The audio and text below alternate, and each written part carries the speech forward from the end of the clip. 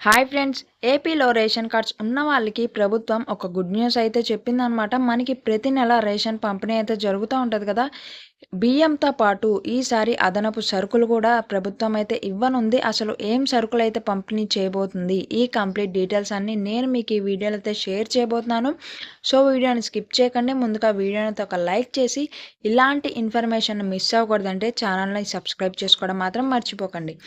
ఏపీలో రేషన్ షాపుల సంఖ్య పెంచాలని ప్రభుత్వం అయితే నిర్ణయం తీసుకుంది. మనకి ఏపీ రాష్ట్రంలో ప్రస్తుతం 29,796 షాపులు ఉండగా వీటికి అదనంగా మరో 4,000 షాపులు ఏర్పాటు చేయనున్నట్లు మనకైతే అప్డేట్ అయితే రావడం జరిగింది. వచ్చే నెల నుంచి బియ్యంతో పాటు కొత్త ప్యాకింగ్స్‌లో మనకి చక్కెర కూడా ఇవ్వాలని ఏపీ ప్రభుత్వం అయితే నిర్ణయం తీసుకుంది.